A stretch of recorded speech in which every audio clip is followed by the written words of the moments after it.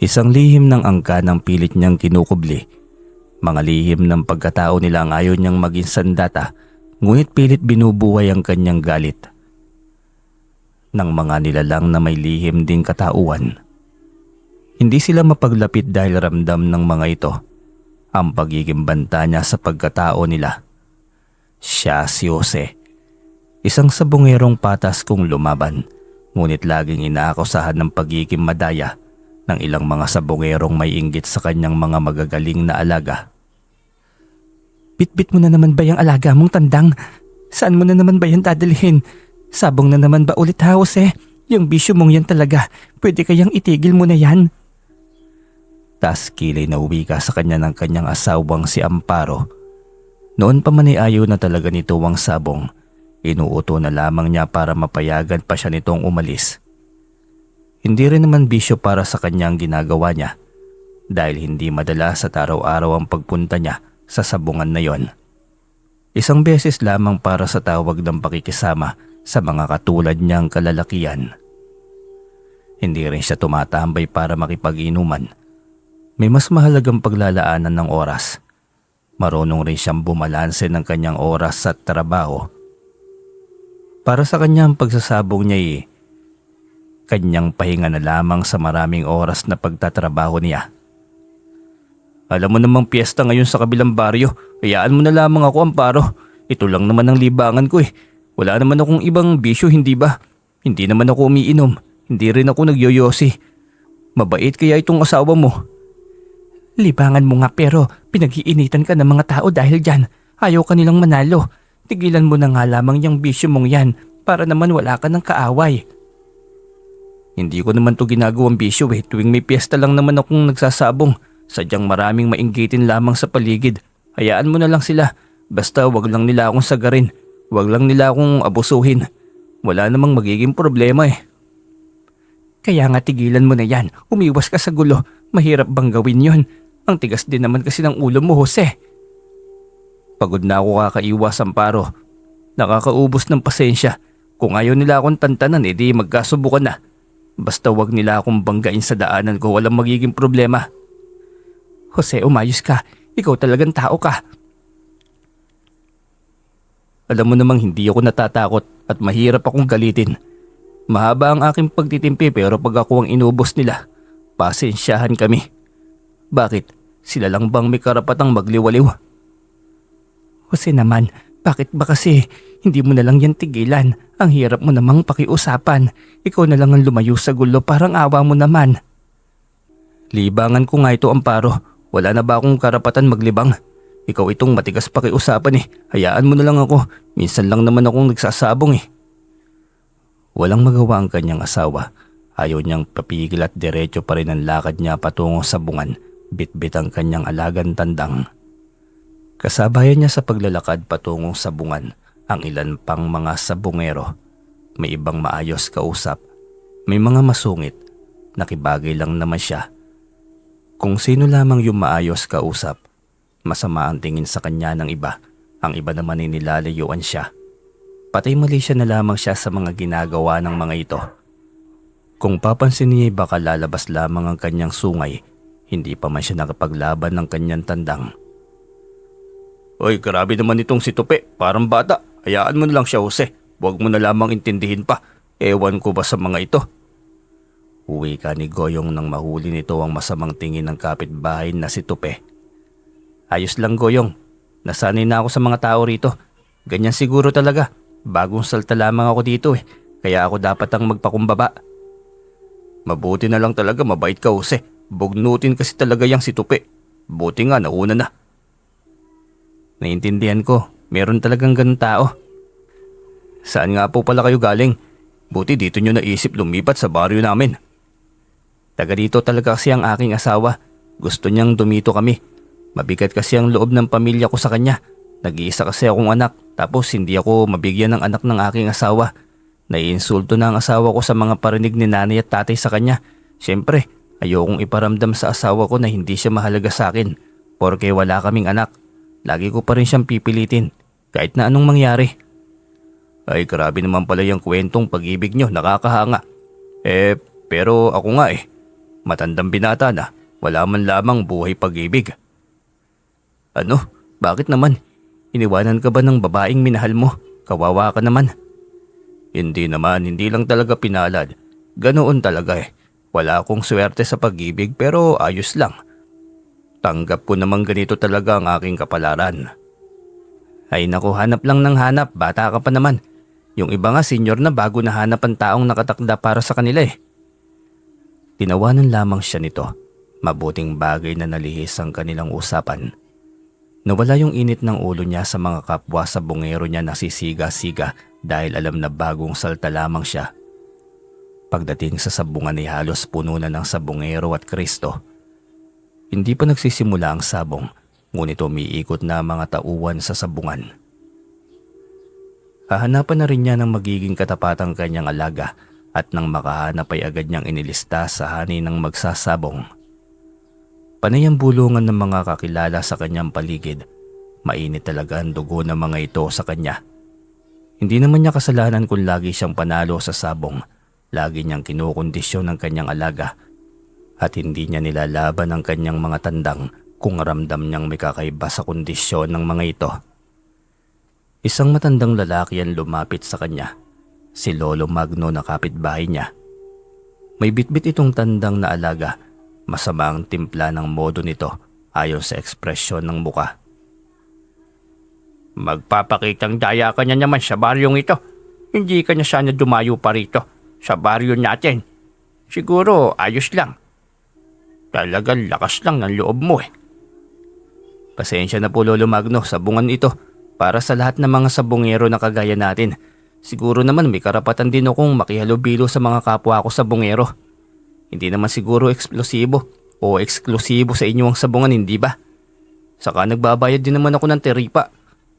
Kaya hindi niyo ako basta-basta mapagtatabuyan dito. Ang tandang mo ano yan, aswang? O kaya naman ay aswang ka talaga kaya hindi matalo-talo yung alaga mo. Aswang ka at ang alaga mong tandang, tama ba ako? Akala mo ba wala akong kilala na sabungerong aswang? Ganyan ang tandang nila, hindi matalo-talo. Ayusin mo yung bibig mo Lolo Magno.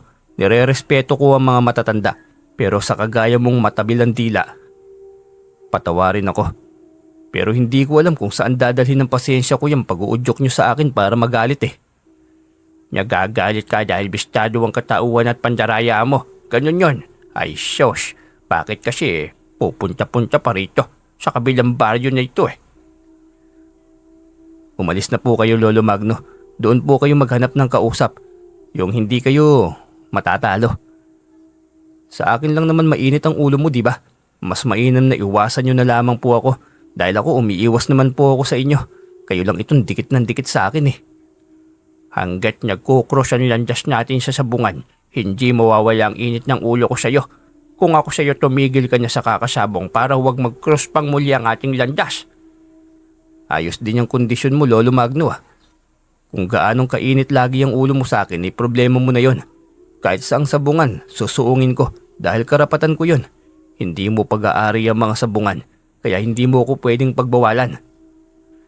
Ay sos, hindi mo ba maintindihan? Marami ang may ayaw sa'yo. Marami. Hindi na niya ito pinatulan pa, tiniwanan na itong mag-isa. Ang tandang na rin niya ang susunod na lalaban kaya tamang-tama at maiiwasan na niya ito. Habang nasa Roweda ay wala siyang ibang focus kundi ang kanyang alaga. Nagsimula na itong maging matapang. Gusto na nitong salakayin ang kaharap na tandang. Hanggang sa tuluyan na ang mga itong naglaban. Iyawan ng mga sabungero sa loob ng sabungan. Masama ang titig sa kanya ng mga kabaryo. Tila lahat ng kilos niya binabantayan ng mga ito. Hindi na lamang niya binigyan ng pansin ng mga yon. Focus siya sa laban ng kanyang alaga. Nang madali ng tandang niya ang kalaban ay hiyawan ng mga Kristo o mananaya sa likod ng kanyang tandang. Panalo ang unang laban kaya ilalaban niya itong muli.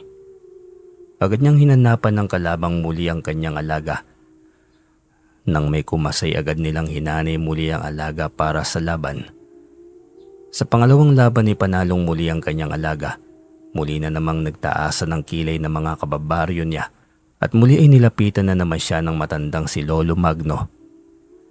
Kita mo niya. Anong sekreto mo at hindi matalo-talo yung tandang mo? Kasi aswang ka. Aswang din yung tandang mo, hindi ba? Ako na naman ang nakita mo. Maghanap ka nga ng pwede mong bisitin. Hindi ako aswang.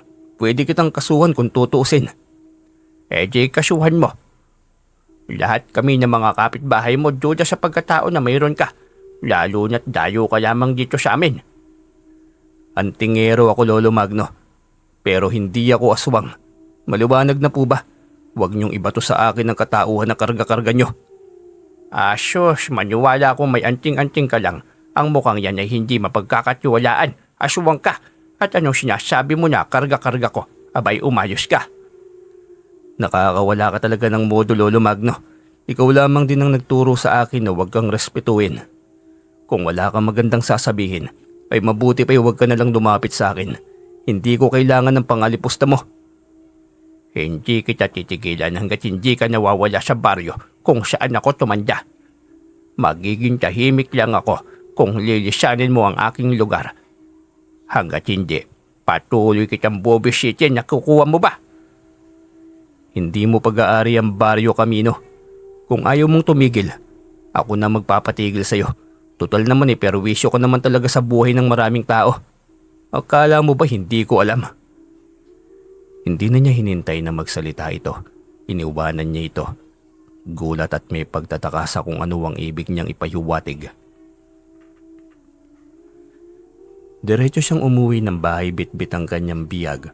Hindi niya maintindihan kung bakit mabigat ang dugo ng mga taong nakapaligid sa kanya. Wala naman siyang nagawang kasalanan sa mga ito. Mabuti naman ang pakikitungo niya sa kanila, pero tila ayaw ng mga ito ang kanyang presensya. Pagdating sa bahay ay salubong siya ng kanyang asawa na nakasimangot ang muka. Nagtaka ito dahil hamak naman niya at hawak niya ang bihag, pero daig pa niyang natalo sa sabong. Ano yung mukhang yan? Panalo ka naman siguro pero yung mukha mo, daig pang nadaya at natalo sa sabong. Sino ba yung naging kaaway mo? Si Lolo Magno pa rin ba? Sino pa nga ba? Siya pa rin yun. Nakakasira ng araw yung kapitbahay natin na yan sa tapat. Wala nang ibang ginawa kundi ang hamakin ng pagkatao ko. Hindi ko alam kung bakit mainit ang dugo niya sa akin eh.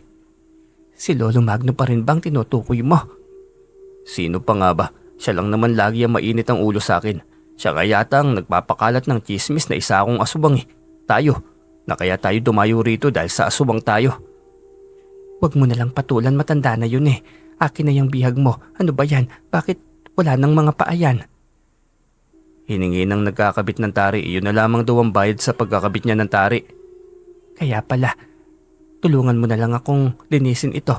Ako nang bahalang magluto. Tiyak na matutuwa ang mga bata pagdating galing sa eskwela. Paborito pa naman nila ang tinolang manok.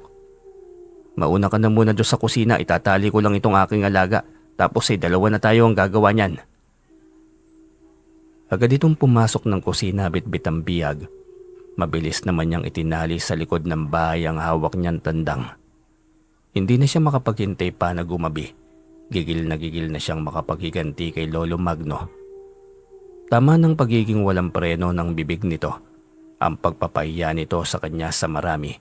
Hindi siya santo para tiisin na lamang habang buhay ang mga ginagawa nito. Tao siyang makisama pero kung hindi rin siya kayang tratuhin bilang tao, ibibigay niya rito ang disiplina na magmamarka sa kasaysayan ng pamilya nito. Pagsapit ng gabi ay hinintay niyang makatulog ang kanyang asawa. Nang masigurong nakatulog na ito ay agad siyang bumangon at pumunta sa likod ng kanilang bahay. Binuksan niyang lagusan ng kanyang mga alagang halimaw. Sa loob ng isang dekadang hindi niya ang mga ito napainom ng sariwang dugo.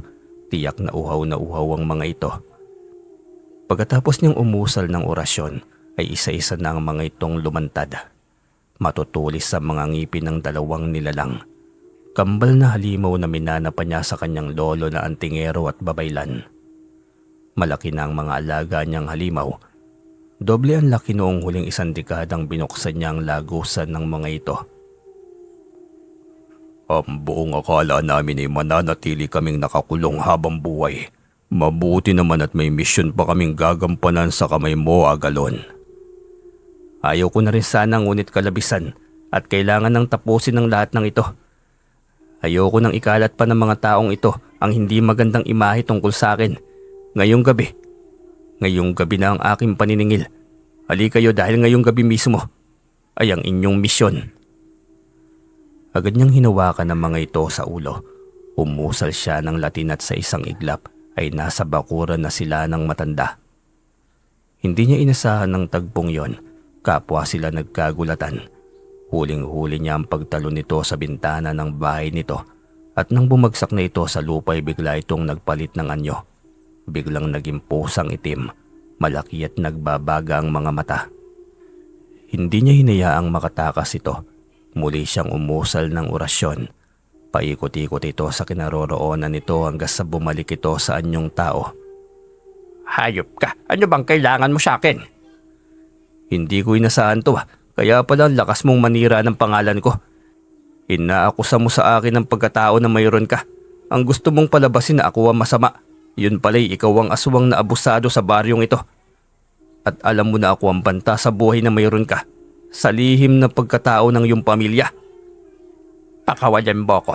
Hindi ako makaalis sa kinaroroonan ko, hayop ka. Hindi ka na makakaalis dyan. Ngayon pa lamang alam ko na ang pagkatao mo.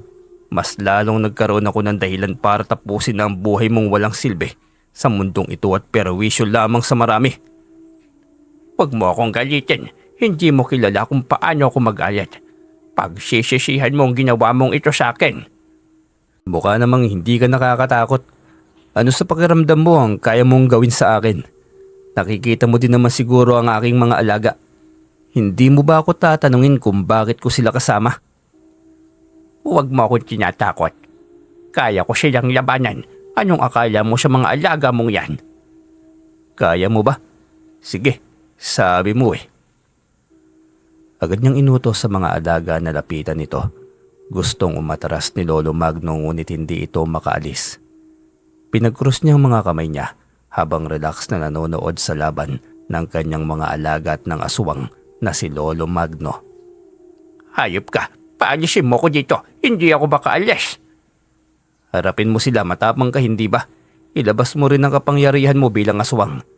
Kapag papakawalan kita, tiyak akong tatakas ka. Gamitin mo ang tagabulag. Mas mabuti nang nakasisiguro ako.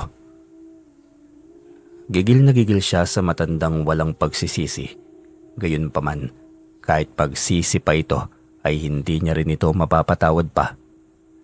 Isa itong aswang, pero wisyo sa marami.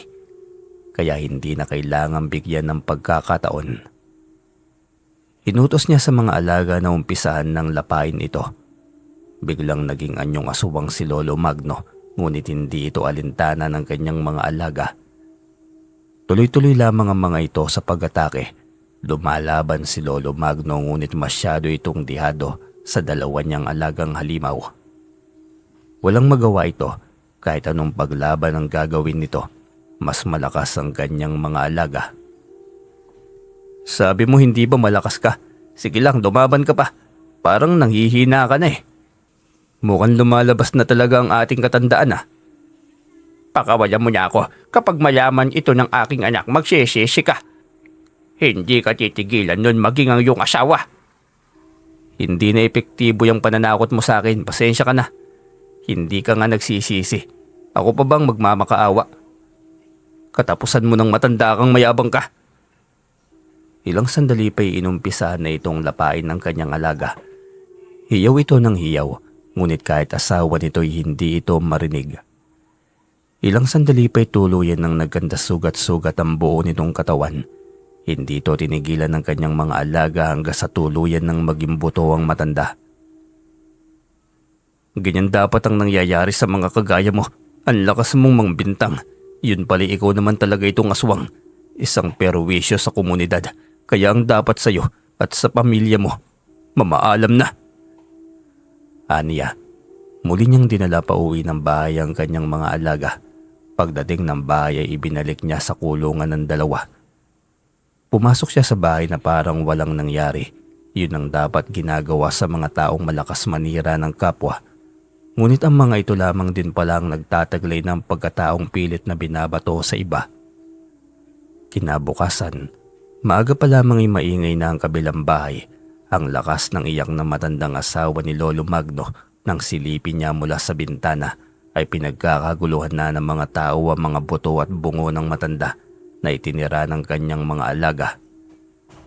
Nagmamadaling lumapit sa kanya si Amparo, tila ba nababahala at kinakabahan. Iba na ang titig nito sa kanya na tila ba kinikilatis kung may kasalanan siyang nagawa. Nanatili siyang kalmado, hindi siya magpapahalata sa kanyang asawa. Jose, umayos ka. Ikaw ba ang may kagagawan nito? Bakit? Pinakakaalam ba? Diyos ko, Jose, hindi ka man lamang naawa sa matandang ilang taon na lamang ay uugod-ugod na. Ang matandang sinasabi mo'y aswang. Siya ang salot sa baryong ito. Dapat lamang na mawala na siya dahil perwisyo lamang siya sa maraming tao. Paano mo naman nasabi na isa siyang aswang? Wala ka namang ebidensya. Saka paano mo yun nagawa? Nasaksihan ko, Amparo, ang pag-ibang anyo niya bilang aswang. Kaya hindi mo pwedeng sabihin na hindi siya aswang. Tiyak akong buong pamilya sila. Nagkataon lamang na mag-isa lamang siya na naiwan sa kanilang bahay. Kaya hindi na mga yun natunghayan kung paano pinaslang ng mga halimaw ang kanilang padre de pamilya. Kanya-kanyang gala kasi sila eh. Pwede ba, Jose? Kinakabahan ako sa iyo eh. Baka mabisto ka nila at pag-initan. Hindi ako natatakot. Kung gusto nila ng away, kayang-kaya ko silang labanan. Kahit aswang pa silang lahat. Yan ka na naman sa pagiging matapang mo, Jose. Kailan mo ba pwedeng kontrolin niyang pagiging mainitin ng ulo mo? Hanggat hindi ako tatantanan ng gulo, tahimik akong tao, mabait, pero may limitasyon ng pananahimik ko. Dahil gaya ng sinabi ko, tao lang din ako. Walang magawa ang kanyang asawa dahil nagawa na niya. Ayaw din siyang tigilan ng matanda. Maging ang pamilya nito, yun lamang ang kanyang solusyon, ang patahimikin nito. Paglabas niya ng bahay, walang pakundangang sinalubong siya ng matandang babae ng malutong na mura. Galit na galit si Lola Milag sa pagkawala ng kanyang asawa. Wala itong ibang inakusahan kundi siya lamang dahil ayon dito, siya lang naman ang kaaway ng kanyang asawa. Sige nga po, Lola Milag, kung ako ang gumawa niya sa asawa mo, saan ngayon ang mga balat at maging ang dugo niya? Sinimot ko lahat yon. E di sana lumobo ng husto yung tiyan ko. Kaso hindi rin ako aswang eh. Hindi kagaya nyo. Ano bang sinasabi mo? Nga aswang ako? Ayusin mo yung bibig mo. Hindi ko naman sinabi pero mukhang inaamin mo naman eh. Yan ngang naiwang pangil ni Lolo Magno oh. Ang haba. Hindi pa ba yan sa aswang? Turo niya sa bungo ni Mang Magno na nakapatong sa isang putol na kahoy. Nakaharap sa kanilang kinaroroonan. Hayop ka talaga. Humanda ka dahil ipapakulong kita. Anong akusasyon mo sa akin? Na kinain ko ang asawa mo, Lola Milag. Pwede ko yang ibalik sa inyo. Baka ikaw pang makukulong. Sa bagay, ayos lang naman. Gagawin mo lamang butiki ang sarili mo, makakalabas ka na agad ng kulungan. Hindi ako nakikipagbiroan sa iyo. Hayop ka. Mukha rin ba ako nagbibiro? Wala kang ay kakaso sa akin dahil wala kang ebidensya na magtuturo sa akin. Kung hindi maibibigay niyang batas ang hustisya para sa aking asawa, titiyakin kong ako ang gagawa ng bagay na yon. Ipaghihiganti ko siya sa kahit na anong paraan. Depende dahil hindi ako tutunganga lamang para tignan kayo. Sakaling pamilya ko ang plano ninyong gawa ng masama. Yang nangyari kay Lolo Magno, huwag niyong hintayin na mangyari muli sa inyo o sa mga anak niyo. Nananahimik akong tao, kayo itong ginugulo at pinagchichismasan ako. Hayop ka, ikaw nga ang may gawa sa aking asawa nito. Ikaw nga, magbabayad ka. Pinagbayad ko lang kayo, pero wala akong dapat ikabahala. Tusyo ka, Jose, magbabayad ka. Hindi na niya ito sinagot pa dahil nagmamadali itong umalis. Hinayaan niya itong makalayo. Halata ang takot sa mukha nito kaya napangiti siya ng tignan nito. Hamakin niyo pang muli ang pagkatao ko dahil tinitiyak kong hindi ako mananahimik hanggat hindi kayo mapapatahimik. Umakit na lamang siya pabalik sa bahay. Kumukulo ang kanyang dugo at sirang-sira pa rin ang kanyang araw. Hanggat may mga taong mapanira at abusado, hindi dapat binibigyan ng lugar sa mundong ibabaw. Yun ang kanyang natatanging prinsipyo at hindi na niya yun titibagin pa para lang sa iba. Alam niyang hindi matigil ang masamang tingin ng mga tao sa kanya. Patay ideya na lamang siya at huwag nang pansinin pa ang mga ito. Hindi naman niya ginawang pangkabuhayan ng sabong. Hindi rin siya adik sa sugal na ito. Pampalipas sa oras lamang niya yon. Ang kaso ay nagkaroon siya ng alaga na magaling lumaban at matapang. Siguro'y dahil na rin sa kanyang ginawang training sa kanyang mga alaga. Sa araw na yon ay sa kabilang bayan ng Sabong. Pumunta siya dahil unang araw yun ng piyesta. Lagi siyang nakikisama para bigyang buhay ang lugar. Nakikisaya at nakikisalo na rin sa mga handaan doon. Isang matandang lalaki ang kasabay niya sa pagpasok niya ng sabungan. Wala rin itong ibang napansin kundi ang kanyang alagang tandang. Kay ganda naman yung alaga mo. Alagang-alaga mo yan ano? Opo, Lolo. Lolo Inke. Ito ang tandang din. May tandang din ako maliit. Pinagtatawanan ng mga sabongero. Pero madami na rin itong nadali. Hindi lang nila alam. Masyado kasing mapanghusga ang mga tao. Porke maliit, wala nang kakayahang manalo. Diyan sila nagkakamali. Talaga po, Lolo. Ang galing pala niyang alaga niyo. Ako pala si Jose, taga-kabilang bayan pa, sakop ng sur. Ang layo ng dinayo ko pero ayos lang. Mahilig talaga akong makipiesta para bigyang buhay ang kasiyahan sa isang lugar. Tama yan, ako man ay taga-kabilang bayan din sa norte nga lang. Medyo malayo-layo pala tayo sa isa't isa. Kaya masaya ang piyesta dahil sa nagkakaisang mga tao, di ba po, Lolo Inke? Lahat ng mga karatig baryo sa bayan, nakikisaya sa pagdiriwang ng kapistahan. Tama yan, maiba ko. Naniniwala ka ba sa anting-anting at sa bisa nito? Ala, oo naman po, Lolo. May anting-anting din ako pero hindi siya pampaswerte. Proteksyon ko lamang. Hindi masyadong mataas gaya ng anting-anting ng iba. Kambal kasi itong anting-anting na mayroon ako. Wala naman akong kaanak. Wala akong pwedeng pagbigyan. Sa'yo na lang ito, gusto mo ba? Talaga po ba, Lo? Sa dami ng pwedeng pagbigyan, bakit po ako? Nakakagulat naman po. Kakakilala lang po natin eh. Hindi ko rin alam eh. Naging komportable ako agad sa'yo. Kayong pareho naman tayong estranghero sa isa't isa. Ala, napakaswerte ko naman po. Parang hindi ako makapaniwala. Alam mo bang kapag ganyang bagay ang bigay ay hindi dapat tinatanggihan, Lolo? Matagal ka niyang nagsusumikap. Dapat hindi ka nagiging kontento. Matagal ka niyang sanang yumaman eh. Hindi naman kailangan maging mayaman. Ang mahalaga ay masaya ang pamilya. Hinuhusgahan ka naman at minamaliit dito sa mundo. Kung wala kang titulo, sobrang liit ng tingin ng mga tao sa'yo. Angat ka lang ng kaunti, hihilahin ka niya pababa. Kinaiinggitan at sisiraan pa. Pero kapag mayaman ka niya, titingalain ka niya. Tiyak yun. Mukhang hindi na mangyayari yan, saka hindi na rin po ako aasa. Kaya nga sa'yo ko ibibigay itong anting-anting na pampaswerte dahil ito ang magbibigay daan para sa isang marangyang buhay na dapat ay matagal mo niyang naranasan. Nakaguhit na yan sa palad mo eh. Hindi mo tinatrabaho ng maaga. Sige po, Lolo. Kung tunay mang mangyayari yan ay di masaya. Magpapasalamat ako sa iyo ng marami. Sekreto mo ang bagay na ito. Tiyak na hindi mo mamamalayan na nasa taas ka na yumaman ka na pala. Hahanapin kita kapag nangyari yun, Lolo Inke. Kung narito pa ako'y bakit hindi? Pero kung sakali namang hindi na, ibig sabihin ay nasa ibang panig na ng mundo ang aking misyon. Ano pong ibig niyong sabihin, Lo? Basta nandito na pala tayo, ihanap mo nga ng katapat siyang tandang mo. Depende sa iyo kung gagamit ka ng anting-anting para aabot ka kahit sa 5 laban pa. Sinunod niya ang utos ng matanda. Humanap siya ng pwedeng maging katapat. Ngunit hindi pa man siya nakakahanap ng lingunin niya si Lolo Inke ay wala na ito ron. Teka, nasan na yun? Takan-tanong pa niya. Hinanap niya ito ngunit hindi na niya makita. Kinalimutan na lamang niya ito sandali upang makahanap na ng katapat.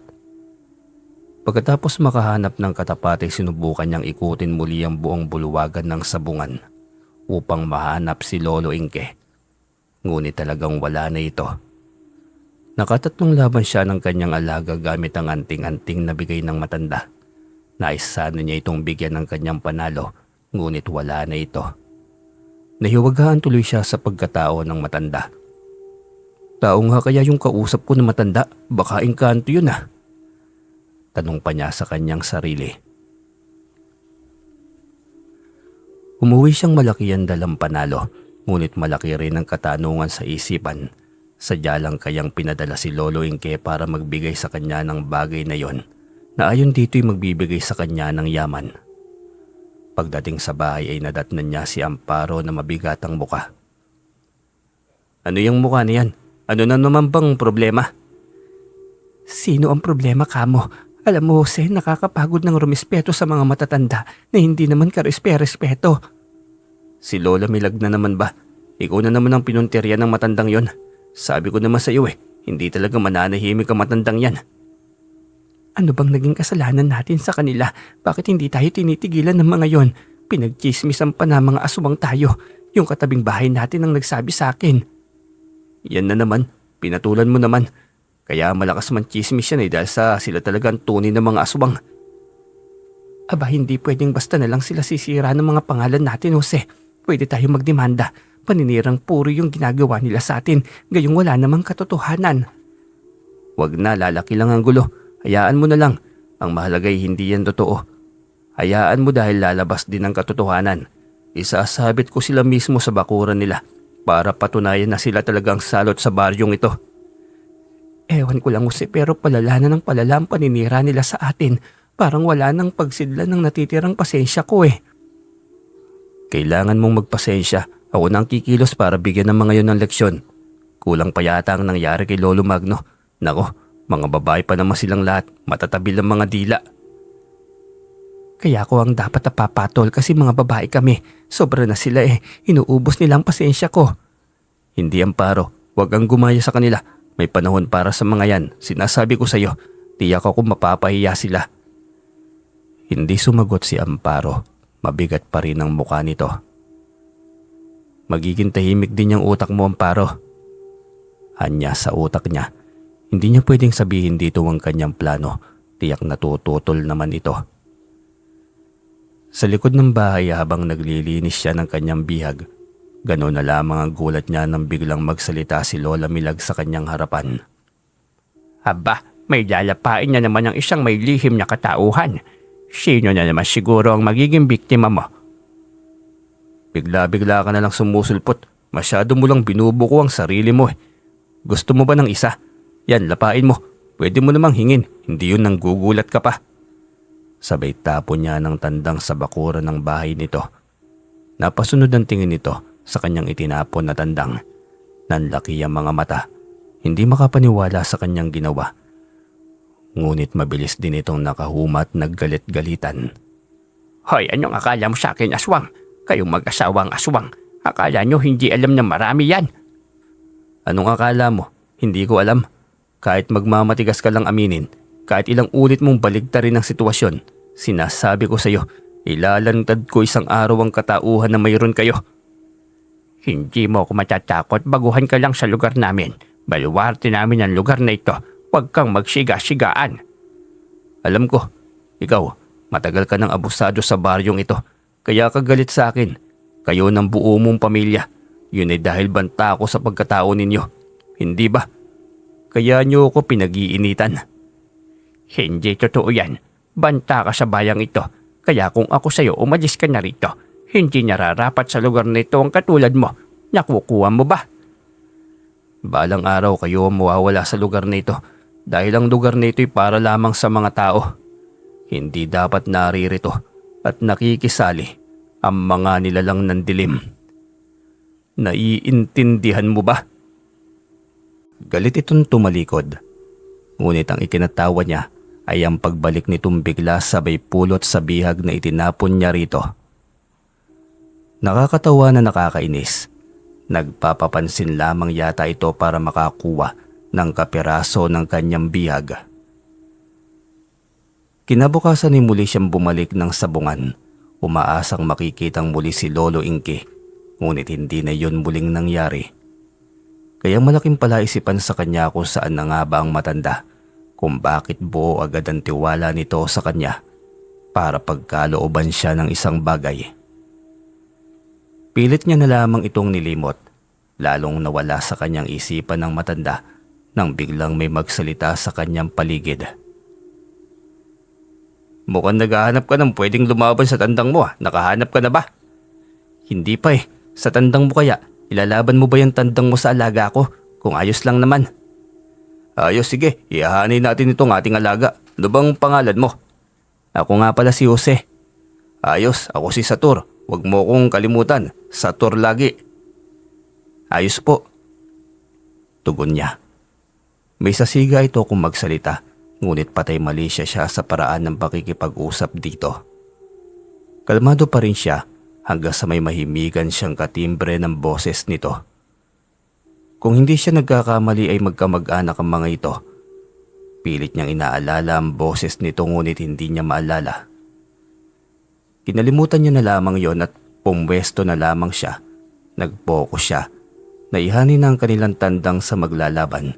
Kaya naghanap na rin siya ng tamang pwesto para sa paghihintay ng magiging laban niya. Ganadores din ba yung tandang mo? Baka pikunin ka kung matalo ka. Iba pa namang lumaban itong tandang ko. Baka magsisi ka kung bakit mo nilaban yung alaga mo. Biglang tanong nito sa kanyang gilid. Hindi niya napansin na tumabi pala ito sa kanya. Ayo po, medyo nakailang panalo na rin pero syempre, swerte lang yon. Kapag naman may mas ganadores pa eh. Marunong naman akong tumanggap ng pagkatalo.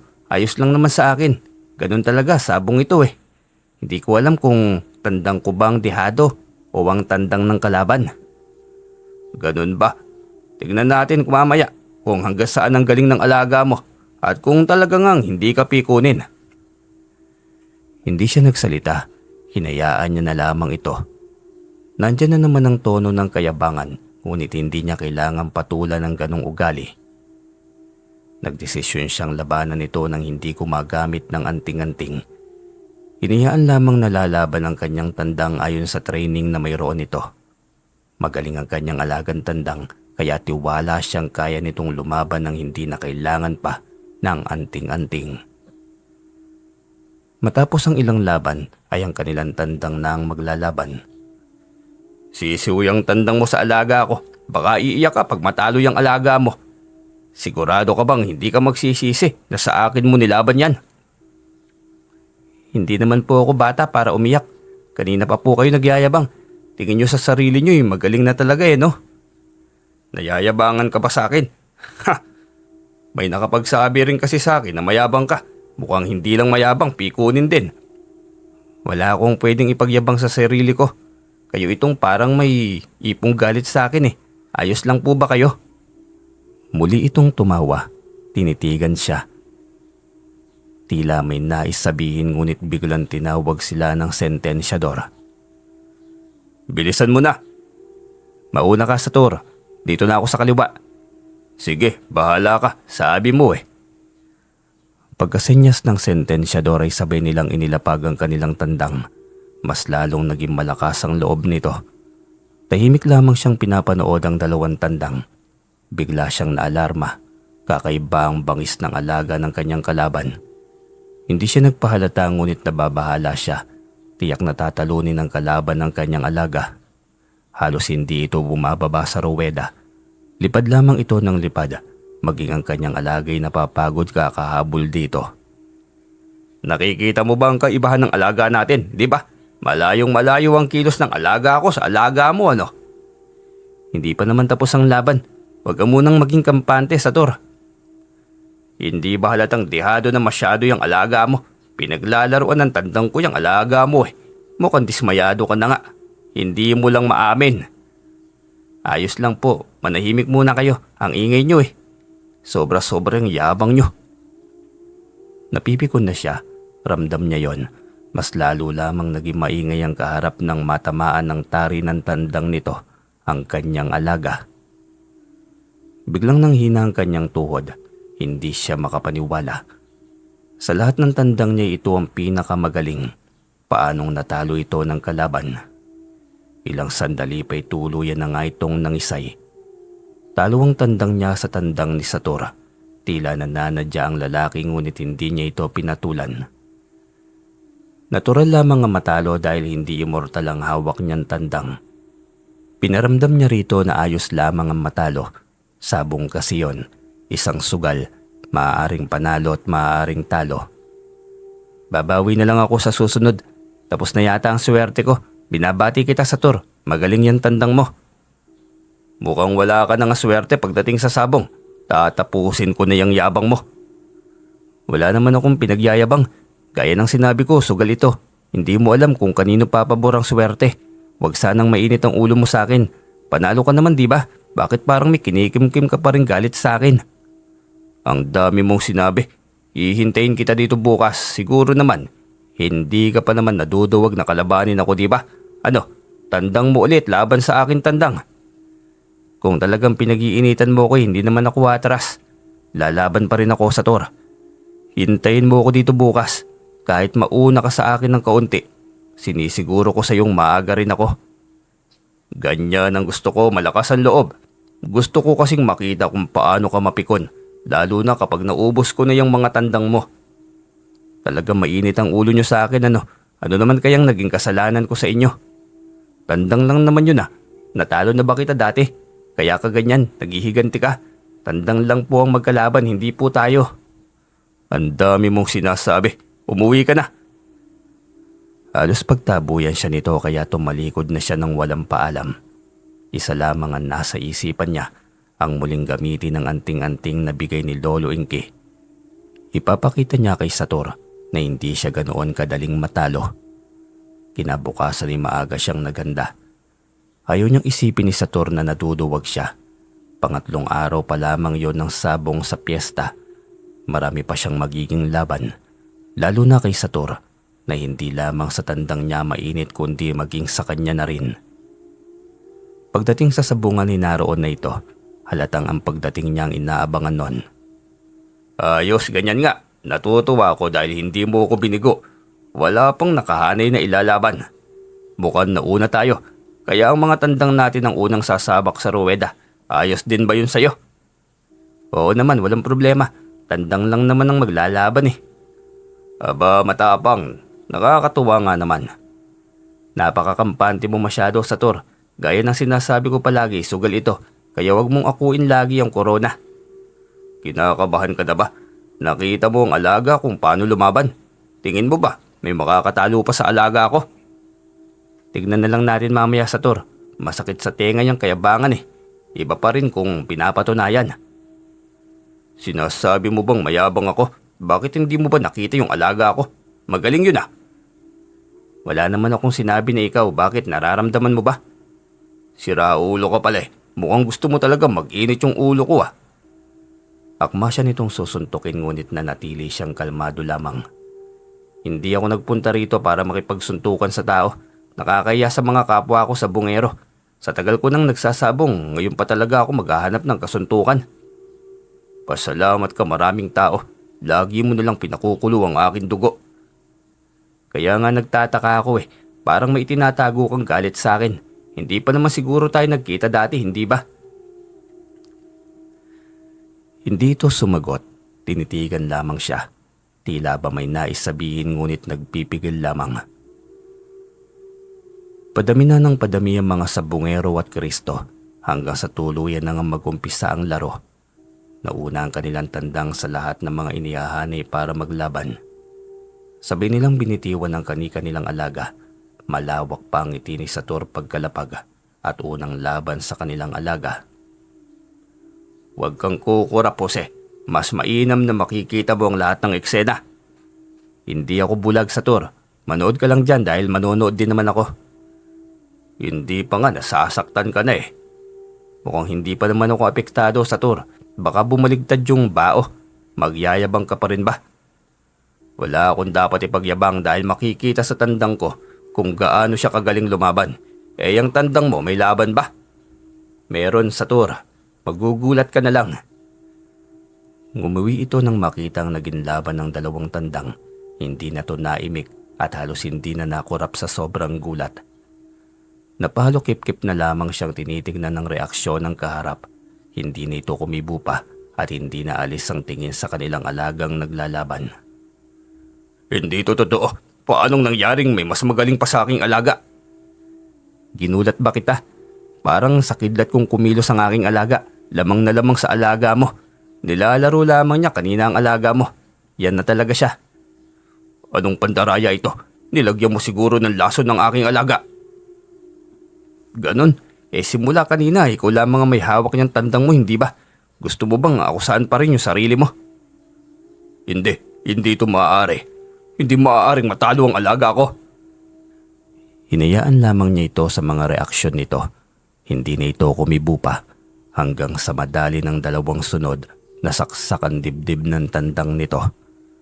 Sa tandang niyang sobrang naging mabangis na sa mga oras na yon. Hindi nito tinigilan ang kalabang tandang hanggang sa tuluyan itong bumulagta sa loob ng ruweda. Itinaas na ng sentensyador ang kanyang panig. Ito na ang panalo at halata naman dahil patay na ang tandang ni Satur. Halos hindi na ito makakurap habang tinititigan ng alaga nito.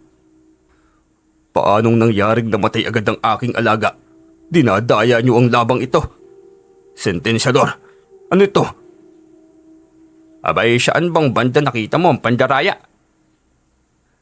Namatay yung tandang mo dahil natamaan. Marahil sa mayor na ugat. Kung tao nga, hindi ba? Hindi sasantuhin ng tari.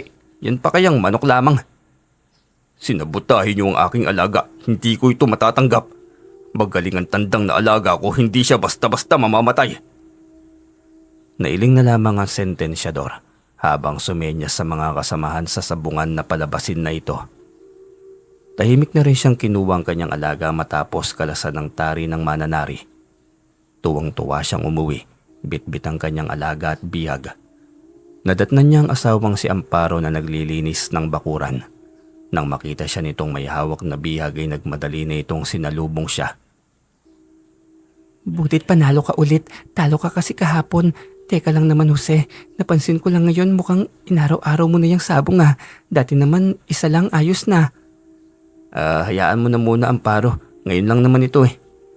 Umayos ka Jose, naging bisyo na yan. Hindi ko na nagugustuhan itong ginagawa mo. Hindi naman Amparo, ngayong piyesta lang naman ito sa kabilang bayan. May gusto lang akong patunayan, hindi pwedeng hindi ko siputin dahil may usapan kami. Mamaya sabihin sa akin, duwag ako. Hindi pwede no. Sabi mo kapag naulit ito, humanda ka talaga sa akin. Ayoko talagang makita kang maging adik sa sabong kaya umayos ka na. Doon lang talaga, may naging katapat lang ako. Ano, ikaw ba magluluto nitong bihag? Sige ako na. Kayumusin pa yan kasama ang asin para naman mawala ang lansa.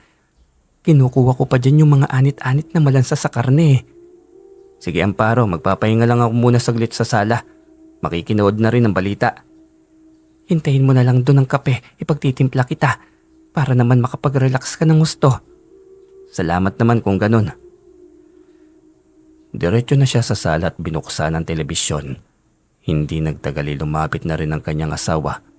Inabutan siya ng mainit na kape. Tahimik itong bumalik sa kusina upang katayin na ang bihag na tandang. Wala pang kalahating oras nang bigla itong nagsisigaw na tila ba may kinatatakutan. Mabilis siyang tumayo upang tunguhin at alamin kung ano ang bagay na yon. Bakit? Anong nangyari? Parang nakakita ka ng multo. Jose, tignan mo itong kaninang tandang. Nakakatiri ang mga laman niya. Nagagalawan na parang mga kung ano-ano yan. Anong klaseng karne ba ito? Sobrang pula. Parang laman ng tao saka kanina ko pa tinitiis yung lansa nito eh. Hindi yan normal na tandang. Ibig sabihin ay aswang si Satur. Kaya pala kampante siya sa kanyang alaga. Ayaw niyang maniwala na natalo ito. Sinong Satur yan? Taga saan? Ang naging kalaban ko sa sabong. Gusto niyang kami lagi ang magtapat. Kampante siyang panalo ang kanyang tandang sa akin. Hindi nga niya matanggap na talo ang kanyang alaga eh. Para sa kanya panalo lagi ang kanyang tandang. Aswang na naman, pati iba naman sa mga alagang tandang may aswang din. Ang Satur na yon, alam ko na. Katimbre siya ng boses ni Lolo Magno. Tama. Hinding-hindi ako magkakamali. Maging ang kanilang tindig. Ibig sabihin, anak ni Lolo Magno ang Satur na yon. Pero wala akong nakitang anak nila ng lalaki. Puro babae lahat. 2 babae lang ang anak niyan. Yun nandyan. Kaya paanong naging anak yun ng mag-asawa? Baka nataon lang. Ito ang kailangan kong alamin. Hindi ako naniniwala na nataon lamang. Ramdam ko, maging ang mga mata nila, parehong-pareho kong tumitig.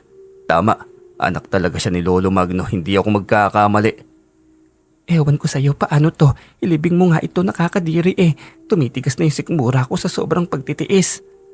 Akin na, kahit aso hindi kakainin to eh. Alam na mga aso ang karne ng mga aswang na tandang. Agad niya itong dinala sa likod ng bahay upang ilibing. Pagkatapos niyang ilibing yon ay bumalik agad siya sa loob ng bahay. Hindi na pala isipan sa kanya ang lahat. Sadyang naghihiganti ang pamilya ni Lolo Magno. Nang gabing yun ay hindi niya namalayan ang paghimbing ng kanyang tulog sa magdamag. Maging ang kanyang asawa ay ganoon din. Nagising siyang maliwanag na't nakapagtataka na kahit isang tilaok ng manok ay wala siyang narinig sa kanyang bakuran. Narinig mo bang tumilaok ang aking mga alaga? Hindi ko narinig eh. Sobrang tahimik yata nila ngayon. Wala rin ako narinig eh, kagigising ko lang din. Napasarap ang tulog ko, paano kasi? Ang tagal kong nakatulog kagabi dahil sa tandang na aswang na yon. Kaya nga eh, bakit kaya ang tahimik ng mga alaga akong yun? Puntahan mo na lang, hindi naman pwedeng mas nauna pa tayong nagising kaysa sa mga alaga mo, hindi ba? Diretso siya sa kanyang likod bahay upang silipin ang mga alaga niyang tandang.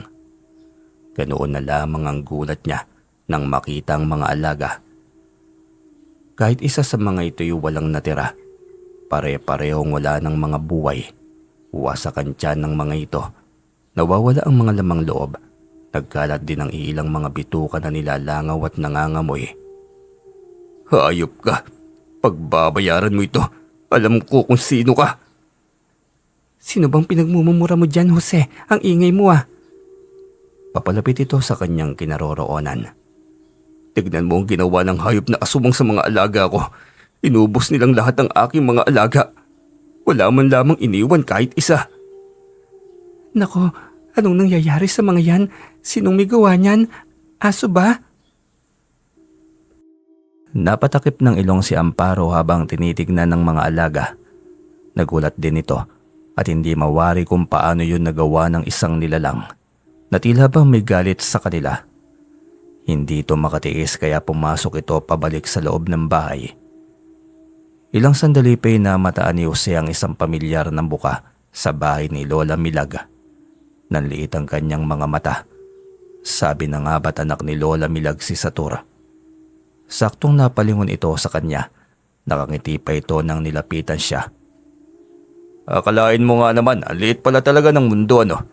Dito lang pala tayo magkikitang muli, Jose. Hindi nakakatuwa, lalo na kung alam ko kung ano ang ginawa mo kagabi. Kayong pamilya talaga, hindi talaga kayo madala sa isang disiplina. Gusto nyo bang ubusan? Ibibigay ko rin yan. Kagabi, wala akong ginawa kagabi. Bakit parang may himig pambibintang ka? Pwede kang magmaang-maangan sa iba, pero hindi sa akin. Lalong hindi sa aking mga alaga. Sige lang, mamayang gabi na tayo magtapatan. Humalakhak ito. Sinipat ang mga mata sa mga tandang nawala ng buhay at nagsimula ng mga moy. Pagkatapos ay ngumisi ito. Sayang ano, pinagpalit mo sa isang tandang. Hindi mo kasi kinikilatis kung sino ang iyong kalaban. Pag-amin na ba yan, sinasabi mong ganti mo yun sa namatay mong tandang na kagaya mong aswang din? Wala kang ebidensya, huwag mo akong pagbintangan. Mamaya magharap pa tayo sa barangay dahil sa nireklamo na kita. Hindi mo din naman gugustuhin yun, di ba? Wala nga ba akong ebidensya? Hindi mo pa ako kilala sa Tor. Baka pagsisihan mo kapag nagising ang galit sa aking puso. Alin naman dyan ang nakakatakot? Pasensya na, Jose. Hindi manginginig ang laman ko. Lalo na kung ikaw lang naman ang gagawa ng pananakot sa akin. Dito ka lang oh. Sabay senyas ng hinliliit nito sabay ngisi. Huwag mong sabihing hindi kita binalaan. Huwag ka munang magdiwang dahil akala mo, bawi ka na. Inumpisahan mong lahat, tatapusin natin hanggang dulo. Tinalikuran niya itong humahalakhak. Nagpantig ang kanyang mga tainga ngunit kailangan muna niyang pigilan ng galit. Bukas, ikaw naman ang magtatangis. Galit pa niyang wika. Hinintay niyang pumasok ito sa bahay nito bago siya tuluyang muling lumabas para ilibing lahat ng mga alaga niyang tandang nawala ng buhay. Bagsak ang kanyang mga balikat habang nakaupo sa kanilang sopa. Matapos niyang ilibing ang kanyang mga alaga, ang dami niyang naging sakripisyo sa mga alaga niyang yon, tapos madali lamang ang mga itong nadali ng aswang dahil galit na galit ito sa kanya. Para kang nabagyuhan ng 3 ektaryang palay na aanihin na. Siyempre naman Amparo, 17 tandang yun, inalagaan ko ng maayos tapos ganun lang. Para namang may galit ang gumawa nun, hindi mo rin naman siguro kilala, hindi ba? Mukhang kilala ko na siya. Galit sa akin dahil napaslang ang alaga niyang tandang na aswang. Naalala mo naman yung karne kagabi na nilibing ko, hindi ba? Baka hindi ka natantanan ng aswang na yon. Paano yan? E di wala ng sabong, wala ka ng alaga eh. Depende, hindi ko pa masasabi yan. Ba't may bala ka pa talagang bumili? Nako naman, Jose. Depende pa rin, kung may sobra lang naman. Hindi naman ako bumibili kung alanganin eh. Naku, ayos na sana. Hindi na masyadong magastos kasi wala na ngang mga alagang tandang eh.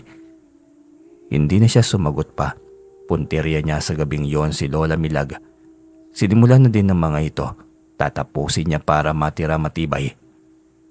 Pagsapit pa lamang ng dilim ay nasa likod na siya ng bahay. Muli niyang binuksan ng lagusan ng mga alaga niyang halimaw. Tuwang-tuwa muli ang mga ito. Nilingon niya ang bahay ni Lola Milag. Tahimik, nasa loob ang mga taong naroon. Muli siyang umusal ng orasyon. Sa isang iglap ay nasa loob sila ng bahay ni Lola Milag, kasama niya ang kanyang mga alaga. Wala roon si Satur. Ang naabutan niya ay si Lola Milag at ang bunsong anak nitong babae. Parehong gulat na gulat nang makita siya, lalo ng kanyang mga alagang halimaw. Jose, isa ka ring aswang. Hindi ako aswang. Isa lang akong antingero, kayo ang aswang. At kaya ako narito'y upang bawasan ng mga perwisyong tulad nyo dito sa mundo. Hindi mangyayari yon. Hindi ako magpapatalo sa iyo. Dahil hindi pa ako nakapaghihiganti sa iyo. Bigla itong nag-anyong halimaw. Nagbabaga ang mga mata. Mahaba ang pangil. Magulong buhok at kulay itim na pakpak. Maging ang anak nito ay napasunod sa ina nito. Di lumantad din kayo. Lumabas din ang totoo niyong anyo. Mali ka ng kinalaban. Sabi na nga ba, ikaw ang may pakana ng pagkamatay ng asawa ko. Ngayon mo pagbabayaran lahat ng iyon. Ako magbabayad. Ako itong naniningil sa dami ng naging ataraso niyo sa akin. Hindi na ako magngingiming ubusin na kayong lahat. Agad niyang inutos sa kanyang mga alaga ang pagsalakay. Mataman lamang siyang nanonood sa pakikipagbuno ng kanyang mga alaga sa 2 aswang. Kung ano ang ginawa sa kanyang alagang tandang, yun din ang parusa ng 2 aswang na kanyang kaharap. Gusto niyang makita kung paano masaktan si Satur. Kung sa tingin nito'y nasaktan siya sa ginawa nitong pagpaslang sa kanyang mga alaga, mas masakit pa rin ang mawala ng pamilya. Una ang ama, ngayon na yung kapatid at ina. May isa pa itong kapatid na babae. Punteriya pa rin niya yon. Para sa kanya, ang mga ganitong nilalang ay perwisyo sa maraming tao. Kaya dapat lamang ay mawala na sa mundo ang mga yon. Kitang-kita niya kung paano nahihirapan ang mga ito. Sayang lamang, hindi nasaksihan ni Satur. Sa isang kapatid nito ipinapakita niya kung paano walang kahirap-hirap na atakihin ito ng kanyang mga alaga. Napapahiyaw ang mga ito tuwing nakakagat ang matatalim ng ngipin ng mga alaga niya. Nagkagutay-gutay na ang mga bituka ng mga yon, butas ang tiyan, dumadanak na rin ang napakalansang kulay. Kulay itim na likido. Kahit ganun ay humihinga pa rin ang 2 aswang, pero walang pakundangan na pinagbubunot ng mga ito ang puso ng 2 at diretso na itong nabuwal. Saka lamang lumapit pabalik sa kanya ang alaga niya. Umusal siya muli ng orasyon at sa isang iglap ay nasa likod na sila ng kanyang bahay. Binalik niya ang mga alaga sa kulungan ng mga ito. Umusal siyang muli ng orasyon. Sa pagkakataong yun ay sabay ang 2 halimaw na naglaho. Naghintay lamang siya ng ilang sandali Pagkatapos ay pumasok na rin sa kanilang bahay. Naabutan niya ang kanyang asawang nanonood ng telebisyon. Lumapit siya doon at nakinood na rin. Kunot-noo itong napasunod ng tingin sa kanya. Saan ka ba galing? Ang tagal mo namang nawala. Diyan lang, nagpahangin lang sa labas, nagpapalipas oras at nag-iisip kung ano naman ang susunod na gagawin. Ganun ba? Kain na tayo, gutom na ako. Hinintay lang talaga kita. Baka sasamaan loob mo kapag wala ka na namang kasabay sa pagkain. Naku, ikaw na muna, wala akong gana eh. Dahil ba kanina?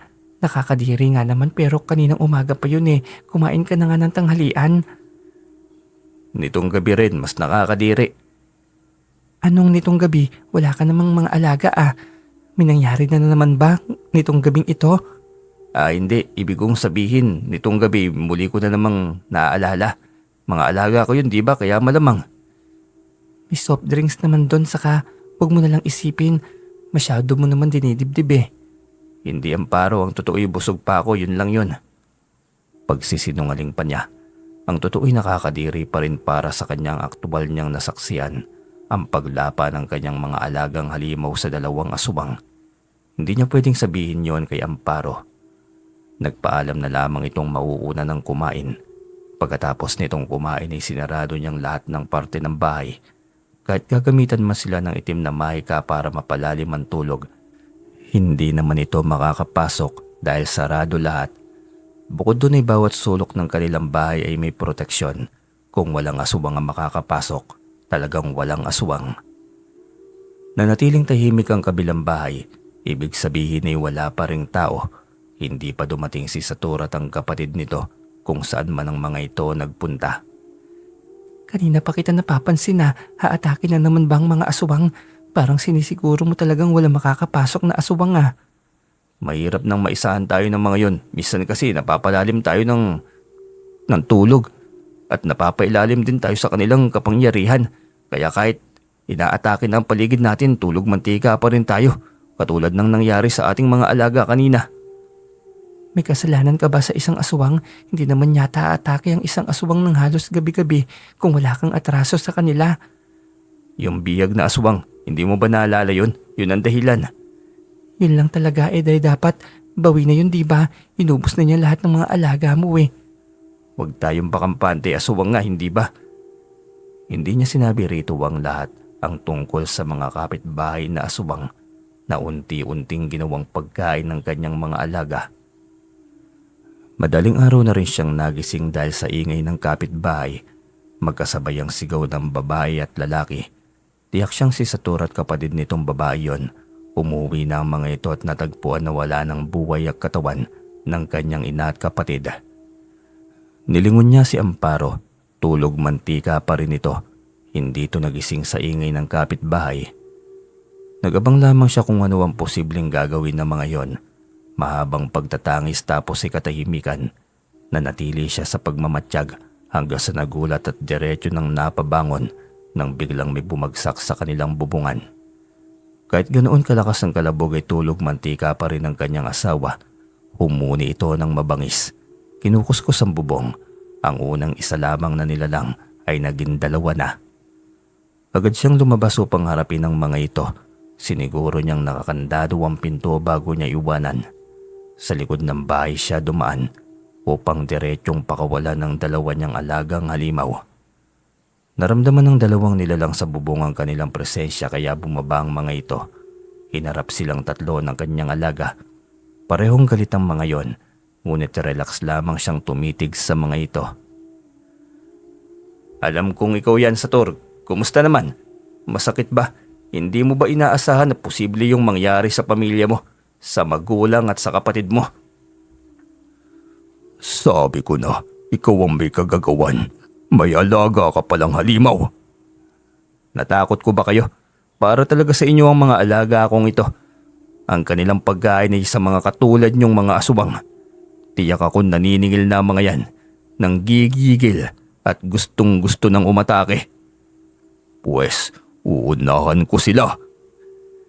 Galit na galit itong sumugod, kagaya ng lagi niyang ginagawa.